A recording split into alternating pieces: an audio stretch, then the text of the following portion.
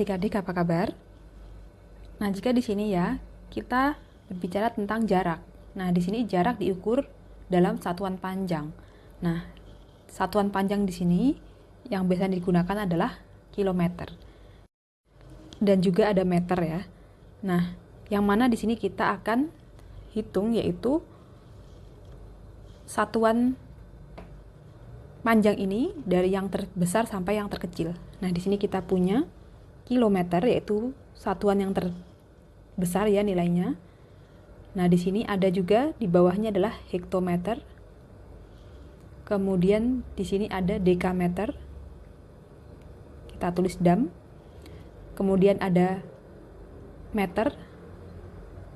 Kemudian ada desimeter. Kemudian ada sentimeter dan kemudian ada milimeter. Ya. Nah, di sini ya, untuk setiap satuan di sini jaraknya adalah 10. Jadi di sini kita kalau akan turun ya, akan bergerak turun ke bawah. Jadi kita tuliskan seperti ini ya, turun. Nah, di sini maka dia akan dikalikan dengan 10 ya. Jadi kita bisa tulis di sini ya, kalau bergerak turun maka dia akan dikalikan dengan 10. Nah, kalau akan bergerak naik, maka dia akan dibagi dengan 10. Nah, sebagai contoh di sini ya, kalau di sini awal mulanya nilainya adalah 1 km ya.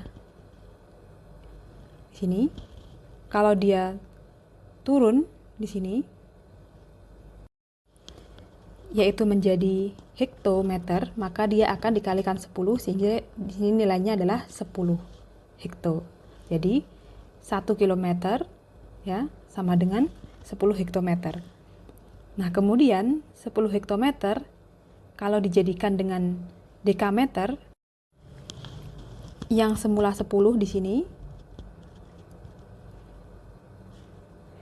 akan menjadi 100 dekameter ya. Jadi yang semula di kilometer tadi menjadi 1 kilometer ya menjadi 100 dekameter. Nah, kemudian kalau di sini diturunkan lagi ya akan menjadi 1000 meter ya kan. Jadi 1 kilometer adalah 1000 meter dan seterusnya sampai ke milimeter akan selalu dikalikan dengan 10. Nah, kemudian kalau untuk satuan waktu ya, di sini kita punya jam ya. Nah, di sini ada 1 jam ya, adalah 60 menit, ya kan? Nah, kemudian di sini 1 menit adalah 60 detik ya. Nah, kemudian kalau di sini ya kita punya soal.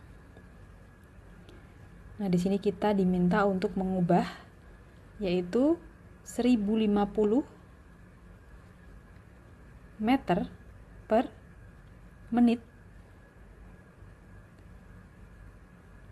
ke bentuk yaitu kilometer per jam.